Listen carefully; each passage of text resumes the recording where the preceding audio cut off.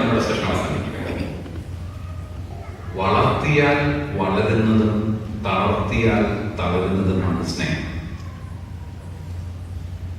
വളർത്തിയാൽ വളരുന്നതും തളർത്തിയാൽ തളരുന്നതുമാണ് സ്നേഹം, ദാമ്പത്യ സ്നേഹം.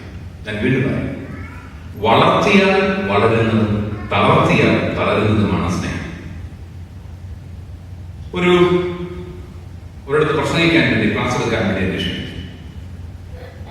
എനിക്ക് വളരെ വേണ്ടപ്പെട്ട ഒരു വൈദികനാണ് ക്ഷണിച്ചത്. അത് നാട്ടിലിപ്പോൾ നിങ്ങൾക്ക് ഇടയ്ക്ക് നാട്ടിൽ വരുന്നോണ്ടറിയാം. അയൽക്കൂട്ടം എന്ന് പറയുന്നത് അയൽക്കൂട്ടം നോക്കിക്കോണെ എന്നെ വിളിച്ചിരിക്കുന്നത് അയൽക്കൂട്ടത്തിന്റെ വാർഷികം. എന്ത് അത്യാവശ്യം എന്നെ വിളിച്ച് അയൽക്കൂട്ടത്തിന്റെ വാർഷികത്തിൽ അവർ നോക്കിയപ്പോൾ അതിന് പറ്റിയ ഒരാളായിരിക്കും ഞാൻ വിചാരിച്ച് എന്നെ വിളിച്ചു. ഇതെവിടെയാണ്? ആലപ്പുഴ റൂട്ടിൽ നമ്മള് രാമങ്കരി എല്ലാം കഴിഞ്ഞിട്ടുള്ള ഒരു കുഗ്രാമത്തിലാണ് വാർഷികം. ഞാൻ വിളിച്ചപ്പോഴേ ചോദിച്ചു, ഞാൻ എന്ത് പറയാം, ആ സാറിന് വിഷയമൊക്കെ തരുന്നുണ്ട്. ഞാൻ എന്ത് വിഷയം? ബന്ധങ്ങൾ വളരുക. ഭയങ്കര വിഷയം ആരെ പങ്കെടുക്കുന്നത്? അത് ഞങ്ങളുടെ അയൽക്കൂട്ടത്തിന്റെ സംയുക്ത വാർഷികം. പല ഒത്തിരി പേര്. ഏതായാലും ഞാൻ അവിടെ ചെന്നപ്പോൾ എനിക്ക് പോലും വിശ്വസിക്കാൻ പറ്റില്ല. 10,000 സ്ത്രീകൾ വന്നിരിക്കുന്നു. എല്ലാവരുടെ കുട്ടനാട്ടിലെ കൃഷിപ്പണിക്കാരായ പാടത്ത് പണിയെടുക്കുന്ന സ്ത്രീകളാണ് കൂടുതൽ പേര്. അവരെല്ലാം നല്ല സെറ്റിസായിട്ട് എടുത്ത് ഓരോ അയൽക്കൂട്ടത്തിന്റെയും ഗ്ലൗസിന്റെ കളർ വ്യത്യാസമുണ്ട്. ചിലത് പച്ച, ചിലത് മഞ്ഞ, ചിലത് ചുവന്ന. നല്ല രസമാണ്. നല്ല ഒരുങ്ങി നല്ല ഭംഗിയായിട്ട് അവതരിപ്പാണ്. അപ്പൊ എന്നെ പരിചയപ്പെടുത്തി. അമ്മച്ചിമാരെല്ലാം ചേച്ചിമാരെല്ലാം റെഡിയായിട്ട് യാതൊരു ശബ്ദം ഉണ്ടാകാൻ പിൻ ഡ്രോപ്പ് സൈലൻസിലിരിക്കുകയാണ്. ബന്ധങ്ങൾ വളരുക. ഡോക്ടർ റൂബിന്റെ ക്ലാസ് ഇങ്ങനെ ഇരിപ്പുണ്ട്. ക്ലാസ്സൊക്കെ ഞാൻ 1 മണിക്കൂർ കൊണ്ട് എടുത്തത്. ഒരാവശ്യമില്ല. അച്ഛൻ വെറുതെ മയക്കരുത്. ആർക്കെങ്കിലും എന്തെങ്കിലും സംശയമുണ്ടെങ്കിൽ ഇപ്പോൾ സാറിന് ചോദിക്കാവുന്ന വല്ല കാര്യമുണ്ട്. ഞാൻ അവിടെ വിളിച്ചിരിച്ചു. പിന്നെ ഇപ്പം കൂട്ടുനാട്ടിൽ പാടത്ത് ഡോക്ടർ റൂബിന്റെ ചോദ്യം ചോദിക്കാൻ ഇന്നവരെ സംഭവമായിരുന്നു. പക്ഷേ എന്റെ അഹങ്കാരത്തിന് അല്പം ആയുസമായിരുന്നു. ഒരു സ്ത്രീ ചാടി എനിക്കൊരു ചോദിക്കാം, എന്താണ്? ഞാൻ ചേച്ചി ചോദിച്ചു, സാറേ ഭാര്യ തലവേദന എടുത്ത് കിടക്കുന്നു, ഭർത്താവ് കയറി,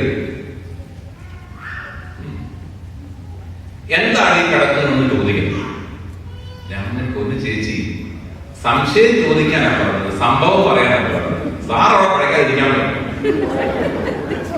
അവർക്ക് വല്ല ബോധമുണ്ടോ? സാർ അവിടെ പടക്കാതിരിക്കാൻ പറ്റും. പിന്നെ ഞാൻ ഇവിടെ ആരോഗ്യം നമ്മുടെ പിള്ളേരെ നോക്കണ്ടേ. ഭാര്യ സാറേ ഞാൻ പറഞ്ഞു നിർത്തത് എവിടെയാ? ഞാൻ അങ്ങോട്ട് പറഞ്ഞു. ഭാര്യ അവിടെ കിടക്കുന്നു, എന്താണ് കിടക്കുന്നതെന്ന് ഭർത്താവ് ചോദിക്കും. ഞാൻ 2 കൈ ഭക്തിയോടെ തന്നെ കേൾക്കാം. തലവേദനയാണെന്ന് പറയും. ഭർത്താവ് ഭാര്യയുടെ നെറ്റിയിൽ മിക്സർ എടുക്കും. തുല്യ കാര്യമുള്ള കാര്യം. ഓക്കെ, ഭാര്യയുടെ തലവേദന പോകും. മിണ്ടാൻ പറ്റുന്നത് മിണ്ടാ വേറെ ഭാര്യയുടെ തലവേദന പോയത് ചോദ്യം വരിക. ഭാര്യയുടെ തലവേദന വിക്സ് വരട്ടിയത് കൊണ്ടോ അതോ ഭർത്താവ് വിക്സ് വരട്ടി കൊടുത്തത് കൊണ്ടോ? ചോദ്യം എന്റെ ജീവിതത്തിൽ ഞാൻ വീടിഗിരി മുതലേ എന്നെ ക്ലാസ് വരെ പഠിപ്പിച്ചിട്ടുള്ള അധ്യാപകൻ. ഏതാണ്ട് എല്ലാ ചോദ്യങ്ങൾക്കും എല്ലാ കാലത്തും എനിക്ക് ഉത്തരം കൊടുക്കാൻ സാധിക്കും. ഇതൊരു കുഴക്കിന് ഇതിന് എന്ത് മറുപടിയാണ് കൊടുക്കാൻ പറ്റും? ഈ മറുപടി അറിയാൻ പാടില്ലായിരുന്നു. അച്ഛന്മാർ ദേവിയെ ക്ഷമിക്കണം. ഞങ്ങളുടെ ഒരു ട്രേഡ് സെന്റർ, ഞങ്ങൾ അതൊക്കെയാണ് ജീവിച്ചു പോകുന്നത്. ഞങ്ങളുടെ ഒരു പരിപാടിയില്ല. ഞങ്ങൾ പറയും നിങ്ങളൊന്ന് പറയാം. ഞങ്ങൾക്കറിയത്തില്ല അതാണ് നിങ്ങളൊന്ന് പറയാൻ. അതിന് വേറെ പരിപാടിയുണ്ട്. നിങ്ങൾ ഈ പറയുന്നതിൽ നിന്ന് ഞങ്ങൾക്ക് ഉത്തരത്തിലേക്ക് വരാൻ പറ്റും. അപ്പൊ ആ സമയം ഞങ്ങൾ ചിന്തിക്കുകയും ചെയ്യാൻ പറ്റും. നിങ്ങളുടെ ആ സമയം കൊണ്ട് എന്തെങ്കിലും ഒരു പോയിന്റ് ഇതിലേക്ക് ഇടും. ബാക്കി നിങ്ങൾ ഓക്കെ. അപ്പൊ ഞാൻ നിങ്ങളൊന്ന് പറ. ഇവിടെ അങ്ങനെ പറഞ്ഞാൽ ആരും എഴുന്നേൽക്കില്ല. എനിക്ക് ഉറപ്പാണ്. അവിടെ ഒരു ചേച്ചി ചാടില്ല. ചേച്ചി പറയും സാറേ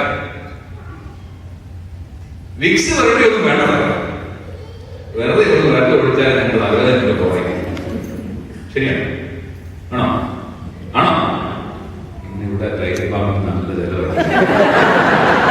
ദുബായിൽ ടൈഗർ ബാം കിട്ടാതെ പോകും. ചിലരിന്ന് സ്ട്രോങ് മേടിച്ച് ശരിക്കും അമ്പലത്തിൽ പോയി.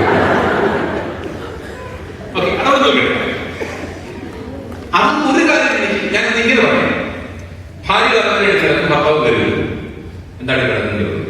തലവേദനയാണ്. ശാപം, നാശം.